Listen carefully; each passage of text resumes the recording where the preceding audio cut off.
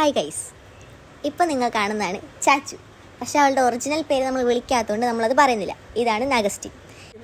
പിന്നെ നിങ്ങൾ ഈ കാണുന്നതാണ് കടൽ. ഈ കടലിന് ഇത്രയും വലിയ മനസ്സുള്ള ഒരാളെയാണ് അടുത്തത് പരിചയപ്പെടാൻ പോകുന്നത്. ഫോട്ടോഗ്രാഫർ, വീഡിയോഗ്രാഫർ എന്നൊക്കെ സ്വയം വിശേഷിപ്പിക്കും. ഇതാണ് അനഘയൊക്കെ, പക്ഷേ അവർ തെറി പറഞ്ഞ് ഓടിക്കും.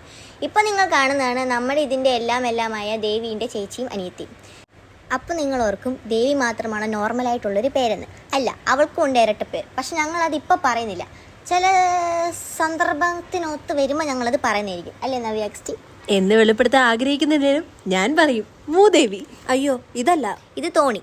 ഇതാണ് ദേവീൻ്റെ ചേച്ചിയും അനിയത്തിയും. നിങ്ങളപ്പോൾ ഓർക്കും ഈ പറയുന്ന ദേവി എവിടെയാണ്? ഗൈസ്, ഇതാണ് ഇത്രയും നേരം പറഞ്ഞ ദേവി. പിന്നെ ഇവളുടെ കാര്യം എന്ന് വെച്ചാൽ എല്ലാ വീഡിയോയിലും ഇവിടെ കിട്ടത്തില്ല. കാരണം ഇങ്ങനത്തെ കുഞ്ഞു ബിറ്റിലേ കിട്ടത്തുള്ളൂ. അതിനുള്ള കാരണം എന്താണെന്ന് വെച്ചാൽ അവളാണ് വീഡിയോഗ്രാഫർ, എഡിറ്റർ, ഫോട്ടോഗ്രാഫി. ഇതെല്ലാം അവൾ ചെയ്യുന്നതുകൊണ്ട് നമ്മളെ ഇവളെ ആശ്രയിച്ചാണ് നിൽക്കുന്നത്. അതുകൊണ്ട് ഇവളുടെ എല്ലാം കിട്ടണമെന്നില്ല. പക്ഷെ ഞങ്ങൾ മാക്സിമം ഇവൾ അറിഞ്ഞുകൊണ്ട് ഒളിച്ചോടാതെ നമ്മൾ എടുക്കുന്നതിൽ. പിന്നെ ഇത്ര നേരം വോയിസ് ഓവർ കൊടുത്താണ് ജെറി, അഥവാ ഞങ്ങളുടെ സ്വന്തം ചൊറി.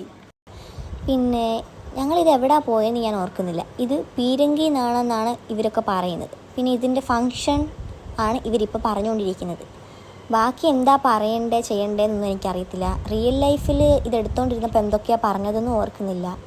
ആദ്യമായിട്ട് എടുക്കുന്ന വീഡിയോ ആയതുകൊണ്ട് തന്നെ ചില വിഭ്രാന്തികളുണ്ട് ഞങ്ങൾക്ക് സംസാരിക്കാൻ. വിഭ്രാന്തി എന്നാണോ എന്തോ ഒരു സാധനം.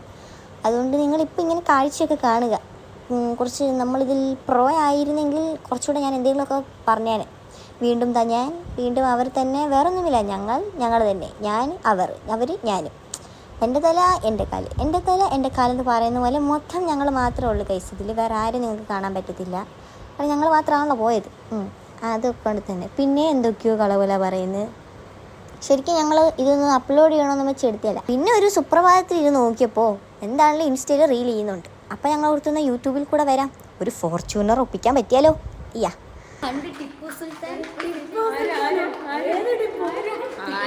ഒളിച്ചിരുന്ന കോട്ടയാണ് ഇവരൊക്കെ പറയണേ. നമ്മൾ ആസ്വദിക്കുക, നമ്മളിങ്ങനെ